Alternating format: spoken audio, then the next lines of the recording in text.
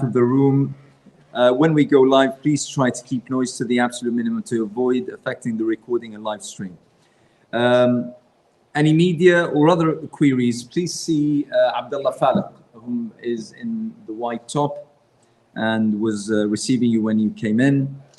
And this press conference is being covered by a number of media outlets, and I'd like to thank everyone who's here today. It's being streamed live on the organizers' online platforms, namely the Cordoba Foundation, MEND, and the Muslim Association Britain. It's also being streamed live on some of the media outlets, including Al Jazeera Live, Sky News, Al Hiwar TV, and many others. So thank you very much for everyone. Now, to the main part of today. First of all, my name is Anas Al-Tikriti. I'm the CEO and founder of the Cordoba Foundation, one of the organizers who have signed this press statement that will be given to you very, very shortly. The running order for today is quite simple, quite brief, and that is I'm going to read out the press statement, after which I will open the floor for your questions and answers. With me in the panel today are Lindsay Taylor, who's from MEND, representing MEND today. She's come all the way down from Glasgow. So thank you very much, Lindsay, for making it to London. Rubina is a victim of Islamophobia and Islamophobic attack. So Rubina, it's a great pleasure having you. She's a teacher and a community activist. And also we have Ahmed Zaidi, who's the president of the Muslim Association in Britain.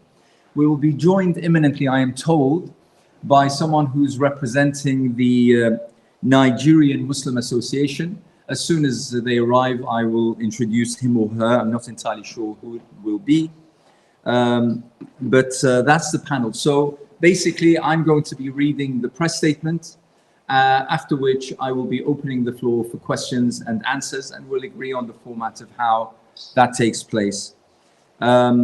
So without further ado, and for immediate release, this press conference is organized by the Islamophobia Action Group. This is a group that has a number of Muslim organizations as well as community leaders who have come together in order to address this issue that is the topic of today, the concern of millions up and down the country. The reason why we have so much issues that are going on our streets up and down the country. And the press statement that was signed by 80 organizations and community leaders will be with you after I read the statement. And it is: in light of the recent far-right riots, 80 Muslim organizations and community leaders have come together to demand immediate and concrete action from the government to tackle the growing threat of Islamophobia. The alarming rise in hate and violence towards Muslims has exposed the dangerous normalization of Islamophobia in society, which fueled these attacks. The situation is critical. We call on the government to take the following urgent actions. 1. Adopt the APPG definition of Islamophobia. The government must officially adopt the APPG definition without delay to send a clear message that Islamophobia will not be tolerated. The normalization of anti-Muslim sentiment has been a key driver of the recent violence. 2. Launch an independent review. An independent investigation into far-right activities is urgently needed, focusing on the role of social media platforms, mainstream media, and political narratives in perpetuating hate and Islamophobia. 3. Engage with Muslim communities. The government must engage directly with legitimate, democratically elected representatives of the Muslim communities, particularly the Muslim Council of Britain, to ensure that Muslim voices are heard and addressed. Islamophobia has surged alarmingly in recent months, culminating in serious far-right attacks. It is essential that the government takes immediate steps to build a strong, collaborative relationship with Muslim communities, fostering unity and ensuring that all groups feel represented and heard. This is a pivotal moment. The time for action is now. A spokesman for the Islamophobia Action Group said, Islamophobia has fueled the recent far-right riots, and the consequences are clear and dangerous. The government must act now by adopting the APP definition of Islamophobia, investigate far-right activities, and engage directly with Muslim communities and their national representatives. This is a critical moment to address the root causes of hate and to protect our society. That's the end of the press statement. This statement will be readily available to all of you. And I'd like now to open the floor for questions and answers. If I may, whoever wishes to table a question, please raise your hand, introduce yourself, which organization you represent. If there is someone specific whom you wish to address your question to, please point them out. Otherwise, I will select from the panel to answer your questions. So anyone who wishes to ask a question? Yes, please. I'm Nassim from the Middle East. To anyone that can answer the question, why is there so much resistance from the government, the previous one, and the current one, to adopting the definition of Islamophobia? So basically, the question that Nassim from Memo is asking is, why is there so much resistance from this as well as the previous government to adopt the definition adopted by or presented by the APPG? Yeah. Lindsay, would you like to take this? Definitely. My name is Lindsay Taylor. I'm from Men's Muslim Engagement. I think for Muslim communities, it's unclear why the government and the previous government is so averse to taking on a definition of Islamophobia. The definition was put together by the APPG group at Westminster Parliament. That's an all-party parliamentary group. Definition is quite simple and straightforward. Islamophobia is rooted in racism. It is a type of racism that targets expressions of Muslimness or perceived Muslimness. It's a very straightforward, it's a very succinct definition. Now, all parties across the UK, barring the Conservative Party in England, and I say that in England because the Scottish Conservative Party have adopted the definition. So it's unclear in why the government would not adopt a definition which is there to protect not only Muslims, but those who are perceived to be Muslim. We know that many people from different faiths, different ethnicities, different backgrounds have also suffered Islamophobic attacks simply for being perceived to be Muslim. I think it has come to a point with the riots, with everything that has happened, that the government has to stop waiting to adopt this definition. They must act, and they must act now on tackling this issue. Thank you very much. Yes, if you can introduce yourself. Can I have a roving mic here at the front, please? There's no need for a mic. Right, okay. Please go ahead. Just introduce yourself, your organization. My name is Wayne Lennon, and I'm the joint convener for Stand Up to Racism, and I bring solidarity to this committee. The question I want to raise is, as well as supporting the original question about Islamophobia, is to talk about the new threat that we face. Does the panel agree the rise of reform and Farage in Parliament? We've had fascists and racists before, but they've never been legitimised by Parliament. Represents a new threat to legitimising racism, and that we have to do something about it. And the second quick question that I would like to raise is, would we call the demonstrations that are together in solidarity with the Muslim community that stopped the fascists last time? And would the panel not agree that we were faced by terrorist, racist attacks on our institutions, and that's what they should have been called?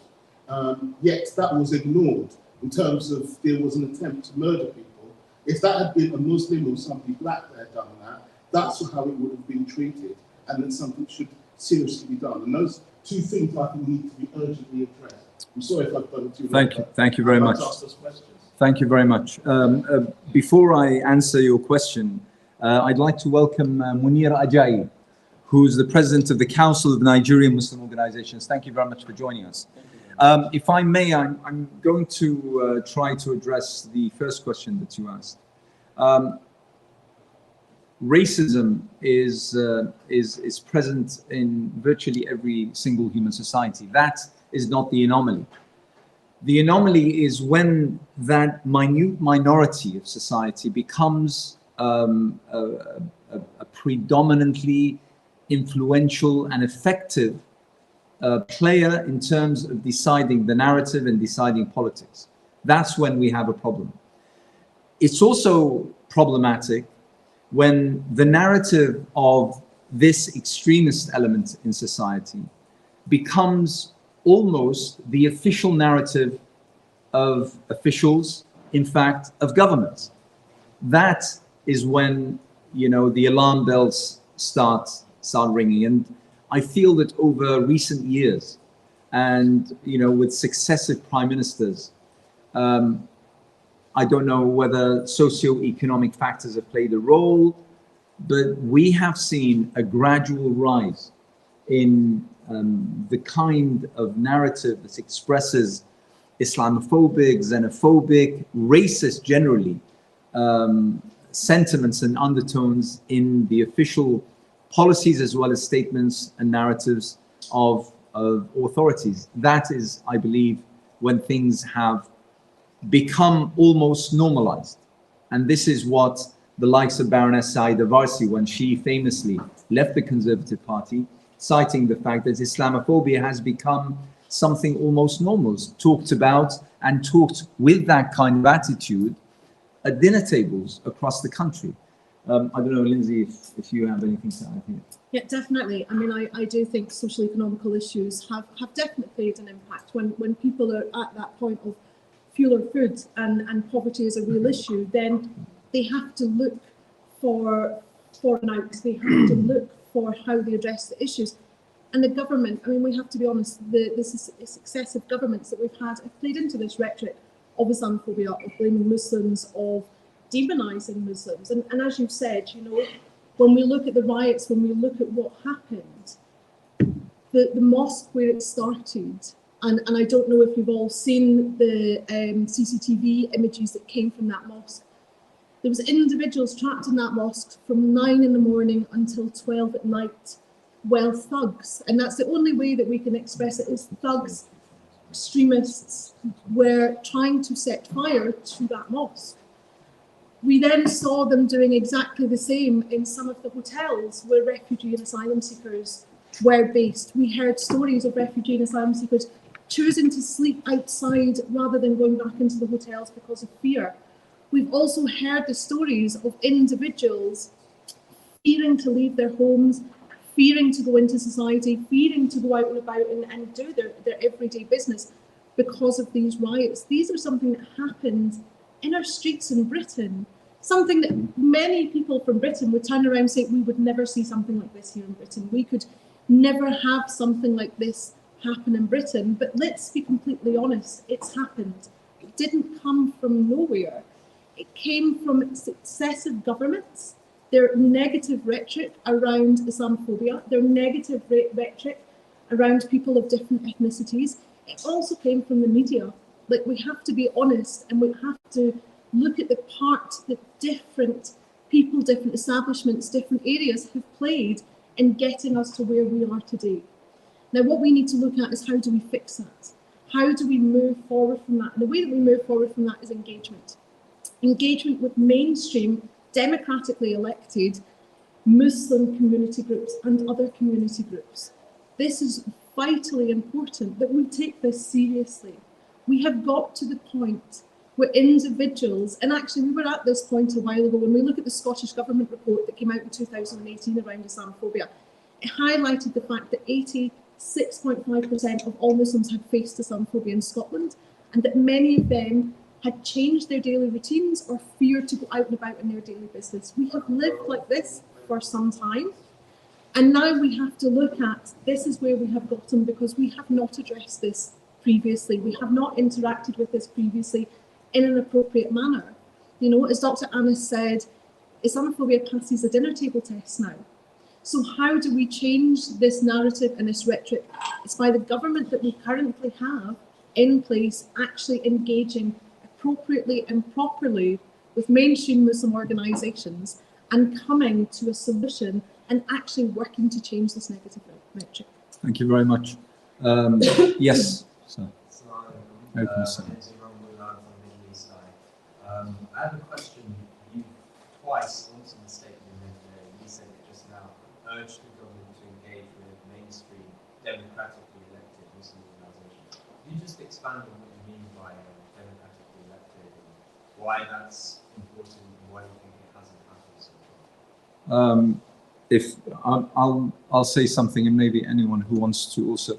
I mean, this has been ongoing since I became active more than 25, 30 years ago.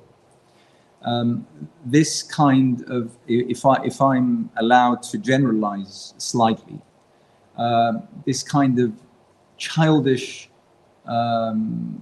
attitude from successive governments in regards with we will only talk to whomever we like.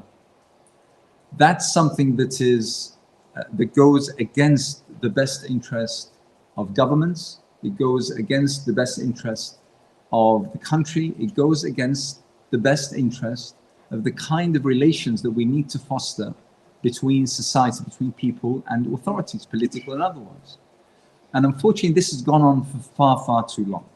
I'm old enough to recall the government saying, well, you marched against the war in Iraq in 2002 and 2003. We will disengage and we won't talk with you. We'll set up our own group of people who seem to be or appear to be Muslim, and we will talk with them and give the appearance that we are engaging with the Muslim community. It doesn't work like that. The organizations we're talking about, and in the statement we specifically mentioned the MCB, the Muslim Council of Britain, is the biggest umbrella organization in the country. It's a democratically representative organization.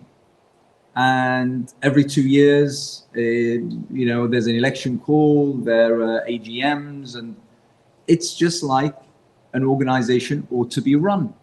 Now that organization, whether it adopts certain positions and opinions that displease the government or otherwise, are neither here nor there. And they shouldn't figure in a society that claims to be run by democracy and by the multitude of opinions and standpoints in regards with quite complex issues, whether national or international.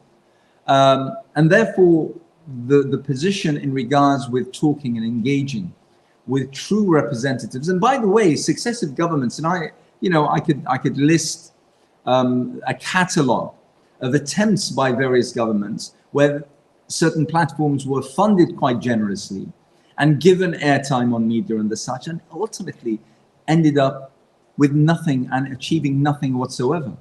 So I think it's about time that someone in this new government to say, listen, for the past 25 years, and particularly since 9/11, 2001 and the adoption of the new terrorism laws, we haven't made any ground. We haven't progressed. Things have gotten bit by bit worse for everyone. And now we are in a situation where once again, racism has returned to our streets. That's something that needs courage and needs principle on behalf of our government to say, we have had enough, we tried everything, we need now to go back to what everyone understands, and that is the Muslim community electing through its various organizations and platforms, electing its representatives in order to present their interests and to speak to authority. And we don't need a one singular person or platform that represents the 6% or 7% of British Muslims. We don't need that. What we do need is a government that is brave enough and that is principled enough to see that Muslim views are just like everyone else's views. They are varied, they are different, but but they are important and relevant. And to shut them off and say, I'm just going to disengage, is to the detriment of government, not necessarily to the detriment of the Muslim community itself. I don't know if anyone wants to comment on that.